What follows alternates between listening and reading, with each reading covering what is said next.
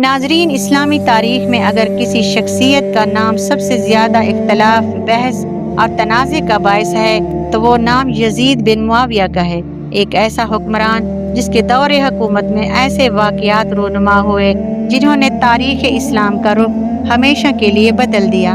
کربلا کا المناک سانحہ، مدینہ منورہ پر حملہ، مکہ مکرمہ کا محاصرہ اور خانہ کعبہ کو پہنچنے والا نقصان، یہ سب ایسے واقعات ہیں جن کی وجہ سے یزید کا نام آج بھی تاریخ کے صفحات میں زیر بحث ہے۔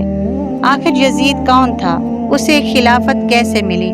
اور اس کے دور میں ایسے کیا واقعات پیش آئے کہ آج 1400 سال گزرنے کے باوجود اس کا نام تاریخ حساس ترین ابواب میں شمار ہوتا ہے؟ آئیے تفصیل سے جانتے ہیں۔ ناظرین، یزید بن معاویہ کی پیدائش تقریباً 25 یا 26 ہجری میں ہوئی۔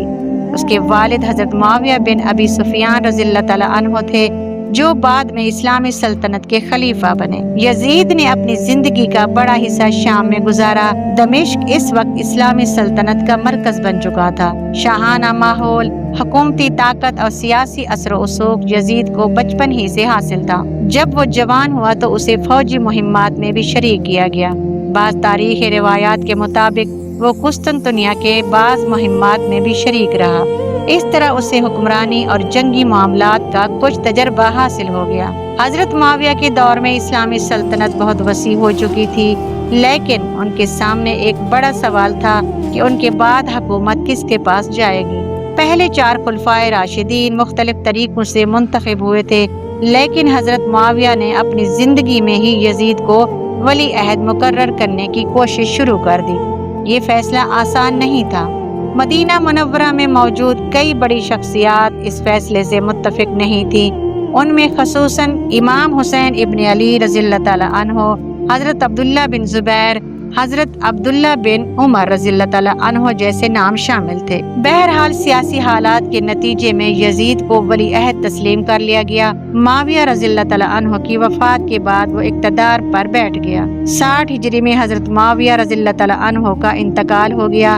یزید نے اقتدار سنبھالتے ہی مختلف علاقوں کے گورنروں کو حکم دیا کہ اہم شخصیات سے بیعت لی جائے، خصوصاً حضرت امام حسین رضی اللہ تعالیٰ عنہ سے اور عبداللہ بن زبیر سے۔ لیکن حضرت امام رضی اللہ تعالیٰ عنہ نے یزید کی بیعت سے انکار کر دیا۔ یہی وہ لمحہ تھا جہاں سے تاریخ ایک نئے اور انتہائی حساس موڑ میں داخل ہو گئی۔ امام حسین رضی اللہ تعالیٰ عنہ نے اپنے اہل خانہ کے ساتھ مکہ مکرمہ جانے کا فیصلہ کیا۔ ادھر عراق کے شہر کوفہ سے ہزاروں خطوط آنے لگے۔ لوگوں نے لکھا، آپ تشریف لائیں، ہم آپ کی حمایت کریں گے۔ حضرت امام حسین رضی اللہ تعالیٰ عنہ نے حالات جاننے کے لیے اپنے چچا زاد بھائی حضرت مسلم بن عقیل کو کوفہ روانہ کیا۔ ابتدا میں کوفہ کے ہزاروں لوگوں نے مسلم بن عقیل کے ہاتھ پر بیعت کی، لیکن جب عبداللہ بن زیاد کوفہ کا گورنر بنا تو اس نے دھمکیوں، دباؤ اور سیاسی چالوں سے لوگوں کو منتشر کر دیا۔ جن ہزاروں لوگوں نے ساتھ دینے کا وعدہ کیا تھا وہ ایک ایک کر کے الگ ہو گئے۔ آخر کار حضرت مسلم بن عقیل تنہا رہ گئے اور شہید کر دیے گئے۔ یہ واقعہ کربلا کے سانحے کا آغاز ثابت ہوا۔ امام حسین رضی اللہ تعالیٰ عنہ کو راستے میں مسلم بن عقیل کی شہادت کی خبر ملی، لیکن وہ واپس نہیں لوٹے۔ ان کا مقصد اقتدار حاصل کرنا نہیں بلکہ حق کا ساتھ دینا اور ظلم کے سامنے جھکنے سے انکار کرنا تھا۔ آخر کار قافلہ کربلا پہنچ گیا۔ 10 محرم 61 ہجری اسلامی تاریخ کا سب سے دردناک دن بن گیا۔ امام حسین رضی اللہ تعالیٰ عنہ اور ان کے ساتھیوں کو پانی سے محروم کر دیا گیا۔ خواتین، بچے اور بزرگ شدید مشکلات میں مبتلا ہو گئے۔ بالآخر جنگ شروع ہوئی۔ امام حسین رضی اللہ تعالیٰ عنہ کے ساتھی ایک ایک کر کے شہید ہوتے گئے۔ حضرت علی اکبر رضی اللہ تعالیٰ عنہ، حضرت عباس رضی اللہ تعالیٰ عنہ، حضرت قاسم اور دیگر اہل بیت نے عظیم قربانیاں دیں۔ آخر میں حضرت امام حسین رضی اللہ تعالیٰ عنہ بھی شہید ہو گئے۔ کربلا کا یہ واقعہ آج بھی دنیا بھر کے مسلمانوں کے دلوں کو غمگین کر دیتا ہے۔ یہ سوال صدیوں سے زیر بحث ہے کہ کربلا میں یزید کا براہ راست کردار کیا تھا۔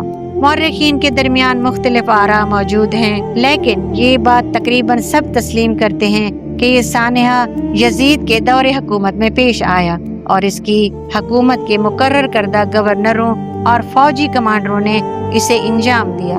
اسی وجہ سے تاریخ میں یزید کا نام کربلا کے ذکر کے ساتھ ہمیشہ جڑا رہتا ہے۔ کربلا کے بعد اہل بیت کی خواتین اور بچوں کو قیدی بنا کر کوفہ اور پھر شام لے جایا گیا۔ یہ منظر اسلامی تاریخ کے سب سے افسوسناک مناظر میں شمار ہوتا ہے۔ حضرت زینب رضی اللہ تعالی عنہا اور حضرت امام زین العابدین نے قید کے دوران صبر و استقامت کی مثال قائم کی۔ کربلا کے 2 سال کے بعد ایک اور بڑا بحران پیدا ہوا۔ مدینہ منورہ کے لوگوں نے یزید کی حکومت کے خلاف بغاوت کر دی۔ جواب میں شام سے ایک فوج روانہ کی گئی۔ 63 ہجری میں مدینہ کے قریب ہیرا کے مقام پر جنگ شروع ہوئی۔ تاریخ میں یہ واقعہ ہیرا کے نام سے مشہور ہے۔ جنگ کے بعد مدینہ منورہ کو شدید نقصان پہنچا۔ یہ واقعہ بھی یزید کے دور کے سب سے متنازع واقعات میں شمار ہوتا ہے۔ واقعہ ہیرا کے بعد عبداللہ بن زبیر مکہ مکرمہ میں موجود تھے۔ انہوں نے یزید کے حکومت تسلیم نہیں کی۔ شامی فوج مکہ کی طرف روانہ ہوئی۔ محاصرہ شروع ہو گیا۔ لڑائی کے دوران خانہ کعبہ کو بھی نقصان پہنچا۔ مسلمانوں کے لیے ایک انتہائی تکلیف دہ واقعہ تھا۔ اسی دوران 64 ہجری میں یزید کی موت کی خبر آ گئی۔ اس کی عمر تقریباً 35 یا 39 سال کے درمیان بیان کی جاتی ہے۔ اس کی وفات شام کے علاقے میں ہوئی۔ اس کی موت کے بعد بنو امیہ کی حکومت شدید بحران کا شکار ہوئی۔ اگر یزید کی پوری حکومت کو 3 واقعات میں سمیٹا جائے تو وہ یہ ہیں: نمبر 1 سانحہ کربلا، نمبر 2 واقعہ ہیرا، نمبر 3 مکہ مکرمہ کا محاصرہ۔ یہ تینوں واقعات اس کے صرف تقریباً 3 سالہ دور حکومت میں پیش آئے اور اسی وجہ سے اس کا دور اسلامی تاریخ کا سب سے ہنگامہ خیز ادوار میں شمار کیا جاتا ہے۔ ناظرین، یزید بن معاویہ کی زندگی اور حکومت اسلامی تاریخ کا ایک ایسا باب ہے جس پر آج بھی تحقیق، بحث اور گفتگو جاری ہے، لیکن ایک حقیقت سے انکار ممکن نہیں کہ اس کے دور میں رونما ہونے والے واقعات نے امت مسلمہ کو گہرے زخم دیے۔ خصوصاً کربلا کا سانحہ آج بھی حق، صبر، قربانی اور ظلم کے خلاف ڈٹ جانے کی عظیم مثال سمجھا جاتا ہے۔ تاریخ ہمیں یہ سبق دیتی ہے کہ اقتدار ہمیشہ باقی نہیں رہتا۔ انسان کے اعمال اور فیصلے صدیوں تک یاد رکھے جاتے ہیں۔ اس لیے آج بھی جب یزید کا نام لیا جاتا ہے تو اس کے دور کے واقعات اور ان کے اثرات ضرور زیر بحث آ جاتے ہیں۔